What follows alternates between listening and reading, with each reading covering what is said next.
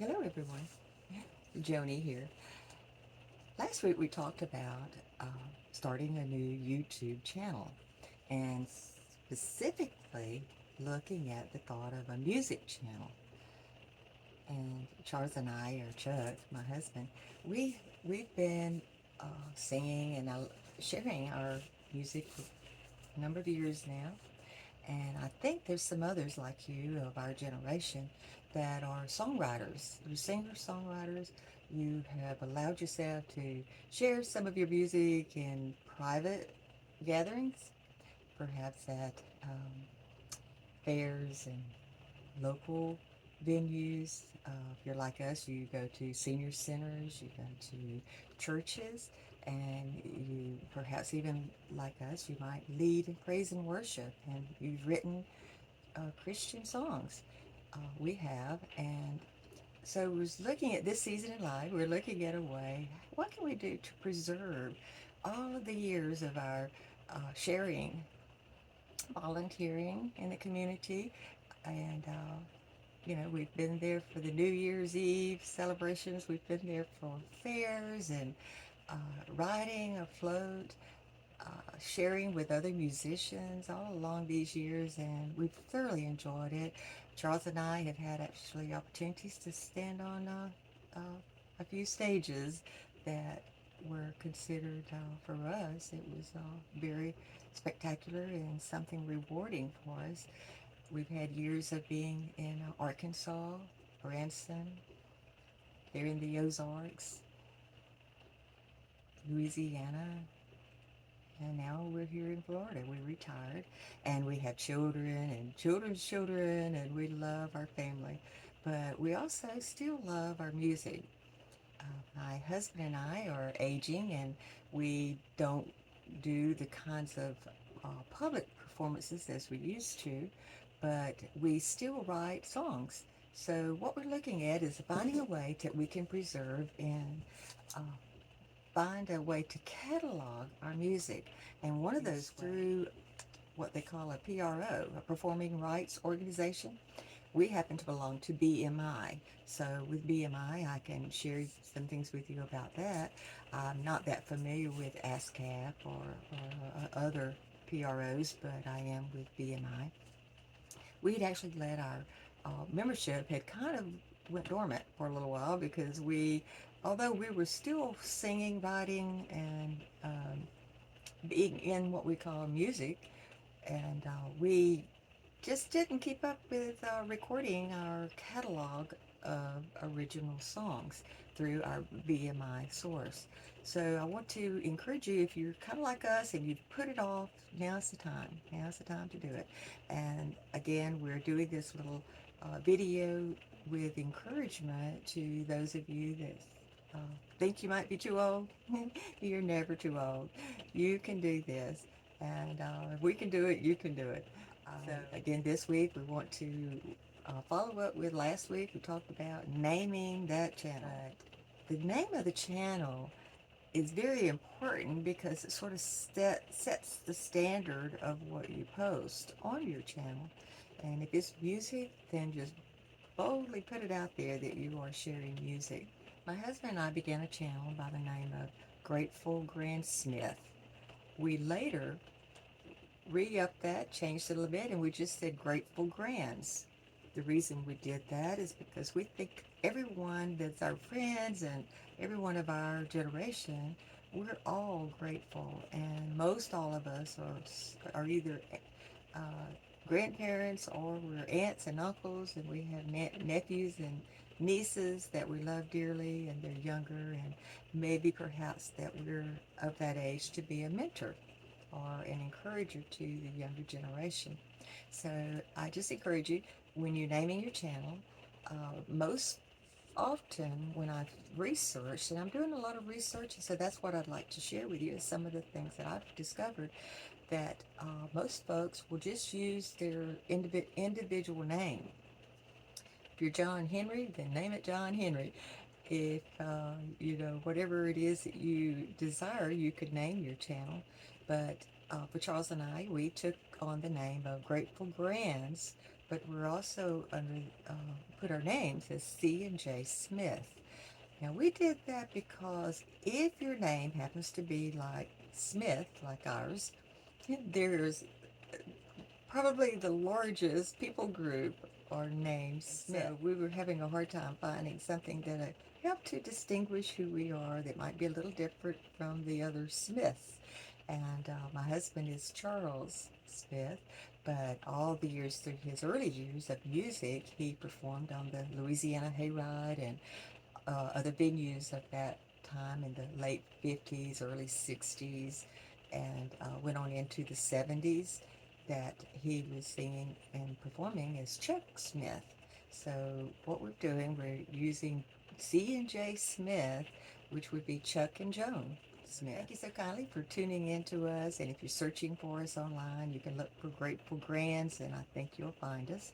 But in today's post, the follow-up with naming that channel, but we also want to looking at where will you put your catalog of original songs as a songwriter, musician, singer, songwriter. You have the opportunity to go to uh, BMI, and again, I'm not talking about that because that's who we belong to. They are so kind. I talked with them this past week, and the service lady that was helping me, she was so good. She directed me and given me understanding of what I needed to do to correct our update our member information. And it had been so long, I thought perhaps it was all lost. But you know what I found out? I discovered we've actually been building up points and some actually money coming into our BMI account. It's not much, but from what I was told now, every $2 they pay quarterly, and so for every $2 you end up getting funding. And the way they do that is they collect when your music or any kind of social play. The digital world has changed music so much. Those of you who began music back in the era time that like Chuck and I, we all didn't have social media. We didn't have Facebook, Spotify, YouTube's. We didn't have none of that. It was beginning to get a little bit more directed towards computer, but I can remember when we were first doing some recording in our, we had built a little studio and we were recording. I can remember that as I was looking at copyrighting our songs, and that's another area that you would want to do if you've not cut. As I was looking at copyrighting our songs, and that's another area that you would want to do if you've not copyrighted your original works. It's important for you to do that. And there are ways that you can get the copyright done and maybe save a few dollars by putting together an album of your works, and copyright that whole album. And but anyway, the way you register now with BMI and get your copyright uh, data established is all done through the internet, through online, through these resources. And we'll be talking a little more about that if you are listening. And I would love to hear from you if you're um, a songwriter or a singer, musician, and you have started something with your music in the past, but you've laid it aside. Maybe you have got some files with some of your original work, your original songs. If you need assistance and if you'd like to write to Chuck and I, you're welcome to do that, and you can respond to this channel, and we'll do our best to try to be available to. We can only answer to what we've learned, and so I would say the second of our journey, we've established your name. Let's establish your education of the music industry. Don't let the industry of the past keep you from the industry of today. It's so different. It really is. I'm having to dig in. I'm having to relearn a lot of things and the ways that we did our music of yesterday is different today, but our songs are just as important today as they were for yesterday's fans. So I encourage you, don't let your music just stay. Begin the work, begin the journey. And this is a wonderful way to get yourself up, find this unique part of you, and begin to share it. And the more you study on it, you can do this. You don't have to have what's called a distributor at this point. If you are already assigned and uh, not, usually we call it music labels, and there are music labels out there, but distributors are typically how the independent musician gets their work heard. Is they'll sign up with someone like CD Baby, or there's several others of them out there, DistroKid. I can't name them just off the top of my head, but that's an assignment. You study on it, because if you look at it, there are distributors out there. But I also encourage you to wait before you sign up with one of them. I'm going to share just a little bit of a story I have about going with. I had an original song. It was actually written, and this is dear to my heart. The songs on the album came about during an era time when my children were growing up in the 70s and they come up into the 80s. They were born in the 70s, but were raised up into their teen years up in the 80s, and then by the 90s they were, graduating and moving into their own life work. My sons are wonderful, wonderful children. I love my boys. But my oldest son had graduated high school and went directly enlisted in the Army. And so he was very young, but he wanted to go ahead and finish his military training, and with thoughts that he would go on to perhaps seek a higher education with the GI Bill. But my son finished his 4 years, and he traveled to different places where he was stationed, and but mostly he was in Germany, where he was war era of time, and he had served faithfully and honorably with his military duties. But when he was sent back to the States, he had a little time before his discharge, and once he had his honorable discharge, he returned back to home.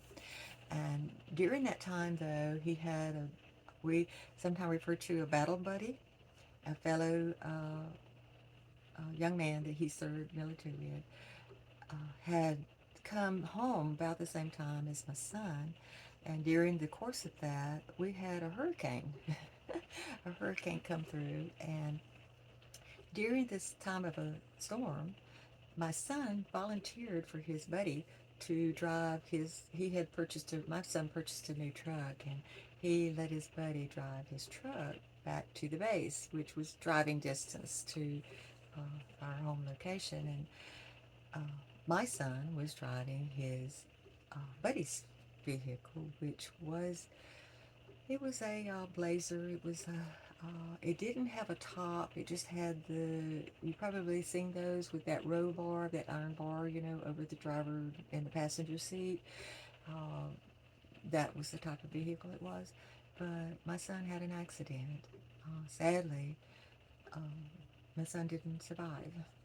So I'm telling you all this to tell you that it was during the air time of my grief, of my mourning.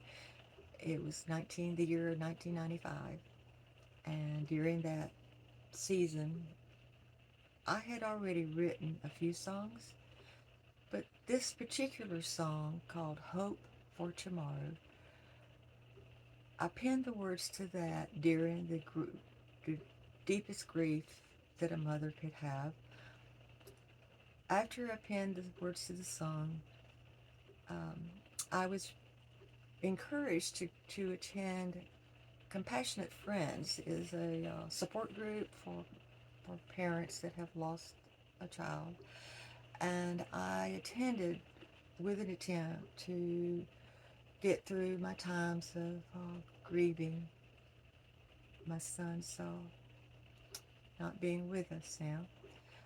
But during that time is when I wrote this little song. It started out more like a poem, but it's called Hope for Tomorrow because at that point I could not find hope. It was as though, as a mother, I sunk into a very deep, uh, almost impossible place. But in the course of writing, and those of you that I'm speaking to as songwriters, you know what it's like. You sit down and you let the pen in your hand begin to form one word on a blank sheet of paper, just one word. That one word leads to the second word, and before you know it, you have done a complete um, three verses and a chorus to a song. This is what happened. Well, attending this group session that I was attending, they were having a festival, or not a festival, but I guess, well, it was. It was where they were celebrating each parent, um, the mom and dads of of the children came to honor their child that was no longer living. And it was all ages. It wasn't just babies. It was all from infants on up to adult children. My son was an adult, but he was only 22. So at the young age of 22, he's still my little boy. But at this event, I had shared with someone in private that I had written a song and had put the music to it, and Chuck and I worked on it together. But I was invited to stand before this group of, I don't know, it could have been 100 people there, but I was invited to stand before them and share my song. Oh my, it was so sweet. I barely knew the words to the song because I had just written it. So I had a sheet of paper in front of me, and I began to sing, and as I was singing, tears would flow in my eyes, but I'm sharing this from my heart. Almost everyone else in the room also, they were weeping with me. Little tears flows on their cheek because every one of them had hurting in their hearts, almost as though they couldn't mend the brokenness that they felt. Hope for Tomorrow was written with that thought in mind for me as a mother. For the Lord had a different intentions for it. It was to reach out to others that was also in that, going through that similar thing. That was in 1995, 96, or 97. Today, I have that whole album of songs was part of my journey of learning how to do the copyright, how to do the catalog of songs into the PRO, and through the BMI platform, I was able to document and reserve those songs there. One of those songs on that album is the one that they shared with me. I had no idea that it was actually building up a little playtime enough that it was registering through the BMI account. So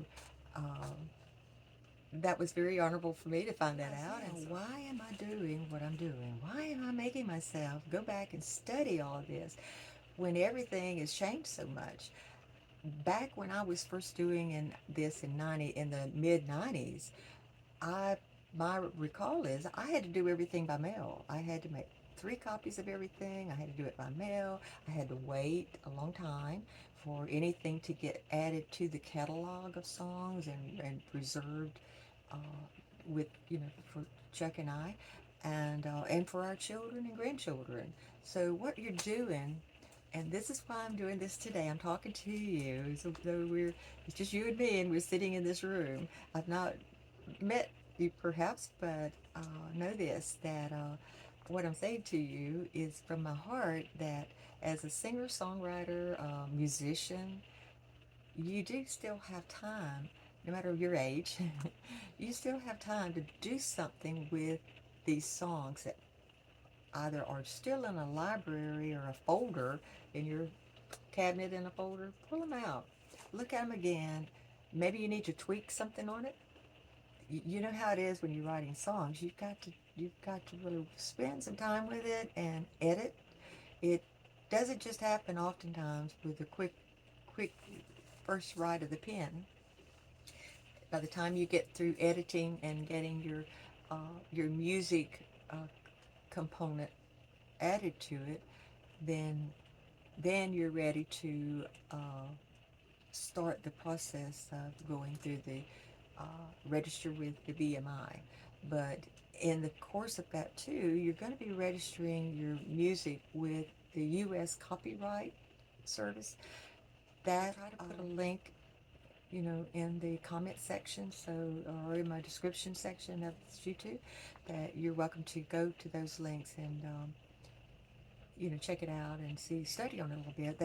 Most all of them will give you a video. They'll show you the how-tos. So I'm not going to tell you how to. I'm going to just tell you to do it, so that you too can preserve your legacy as a songwriter, as a musician, as a singer. And perhaps you have a band. And if you still have your band, let your band, let your band help you work it up and preserve it, and somebody to hear your song.